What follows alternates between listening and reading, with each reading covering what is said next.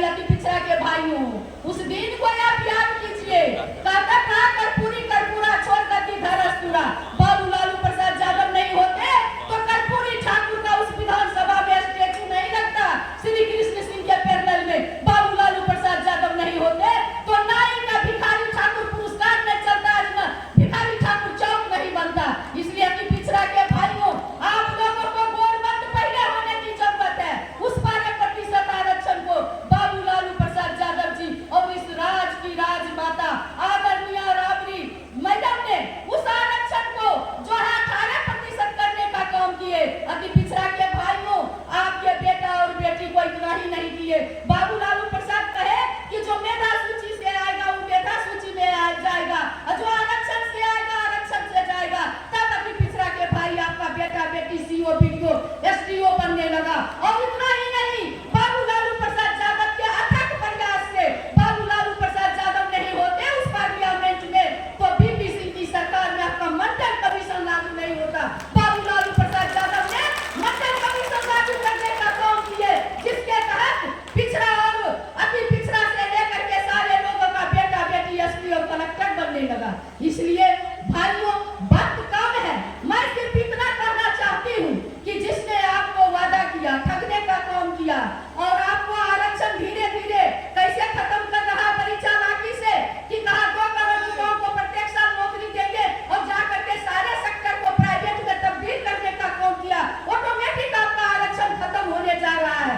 बाबा भीमराव अम्बेडकर के संविधान को खत्म कर रहा है। आपको वोट देने का 400 वर्ग क्यों बोलता है? इसके कई सांसद बोले हैं कि हम जो है इस बार चुनाव लड़ रहे हैं सिर्फ संविधान बदलने के लिए, इसलिए वोट देने का अधिकार भी हम लोगों का खत्म होने वाला है। इसलिए उस आरक्षण को बचाने के लिए, लोकतंत्र को बचाने के लिए कि कल भी आप नेता को वोट दे सके, इसके लिए आपको गोलबंद होने की जरूरत है। और उससे भी बढ़ करके बाबू लालू प्रसाद यादव ने आप लोगों की लड़ाई को लड़े कि जब इस देश में बाघ की गिनती है, चीता की गिनती है, भालू की गिनती है, हाथी की गिनती है, तो आदमी की भी गिनती होनी चाहिए। कौन लोग भीख मांग रहे हैं? कौन लोग जो है इस देश का 20 लाख लोग जो है बिना छत के नीचे रह रहे हैं? कौन लोग ऐसे हैं जो लोग के पास जो है 10 आदमी एक घर में रहने पे मजबूर है? कौन लोग नाला साफ कर रहे हैं? जब तक जो है इस देश में जातिगत जनगणना नहीं होगा तब तक कैसे होगा? और बाबू लालू प्रसाद यादव के अथक प्रयास से यूपीए सेकेंड के गवर्नमेंट में जातिगत जनगणना हुई, जो अंग्रेजों ने 1931 में किए थे।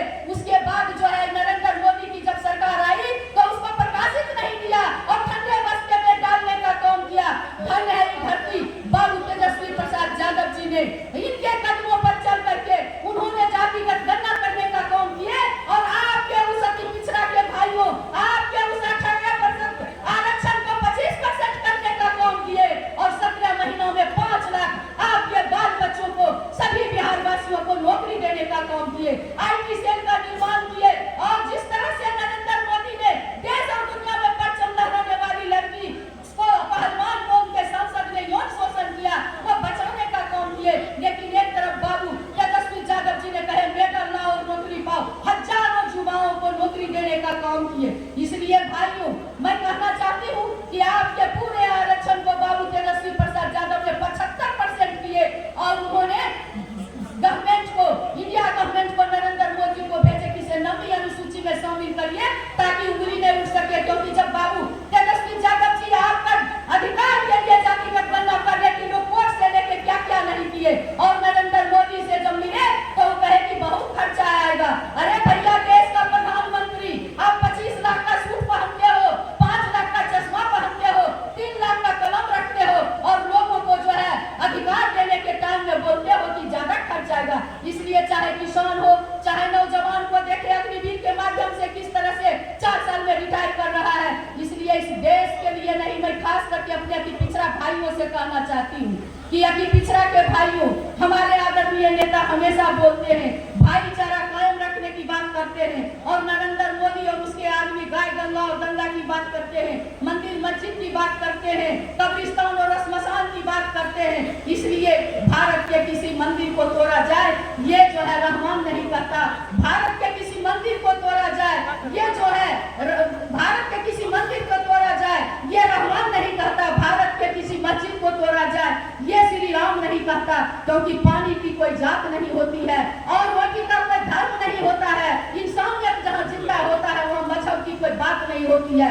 कोई कहता है हिंदू खतरे में है, कोई कहता है मुसलमान खतरे में है, लेकिन उर्मिला ठाकुर कहती है न तो हिंदू खतरे में है न मुसलमान खतरे में है। जब से नरेंद्र मोदी आया है पूरा हिंदुस्तान खतरे में है, देश का संविधान खतरे में है। इसलिए देश के संविधान, कल तक आप वोट डालते थे सरकार बदलने के लिए, आज आप वोट डालने जा रहे अपने आप को बचाने के लिए, देश का आरक्षण को बचाने के लिए, देश के संविधान को बचाने के लिए, लोकतंत्र बचाने के लिए। आप लोग वही आचार्य जी जो आपका स्वाभिमान है, आपका अरमान है, इस धरती की बेटी है, जिस तरह से इन्होंने समर्पण के साथ अपने कर्तव्य को निभाते हुए पिता की सेवा की है, आप अगर इनको चुनते हैं उसी समर्पण से आपकी सेवा करेंगी, क्योंकि बेटी कभी झूठ नहीं बोलती है, बेटी कभी माँ बाप से धोखा नहीं करती है, इसलिए आपसे कभी वही आचार्य धोखा नहीं करेगी।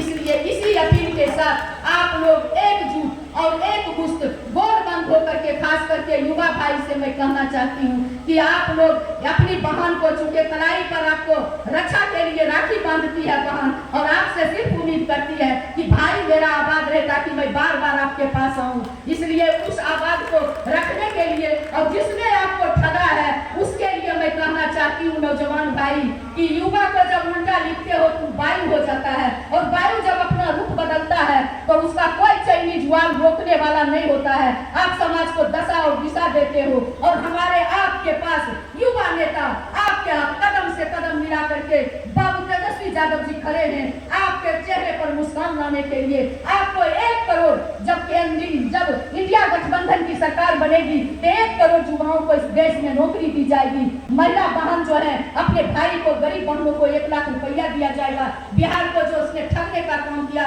विशेष राज्य का दर्जा, विशेष पैकेज दिया जाएगा। ढेर सारी बातें हैं, इसलिए मैं चुनावी सभा है, समय कम है, इसलिए युवा भाई मैं आपसे एक ही उम्मीद करूंगी कि दरिया को बांध कर पानी को रोक दे, और किसकी मजाल जो जवानी को रोक दे। नौजवानों की जवानी को, नौजवानों की ताकत को, नौजवानों की जोश को कोई दुनिया का चाइनीज वाल नहीं रोक सकता है, क्योंकि आग लगा दे पानी में, जिसने आपको ठगा उसके लिए कहते हैं आग लगा दे पानी में, जवानी उसको कहते हैं, और छुपा के मुंह बैठ जाए बेईमानी उसको कहते हैं। अभी वक्त आया है, अपनी जवानी जोश और ताकत आप दिखाइए। और खास करके मैं अपने अति पिछड़ा भाइयों से कहना चाहती हूँ, सारे अति पिछड़ा भाइयों से अपील करना चाहती हूँ। जननायक जी कहते थे उठ जाग मुसाफिर भोर हुआ, अब रैन कहाँ जो सोबत है, जो सोबत है सो खोबत है, और जो जागत है सो पावत है।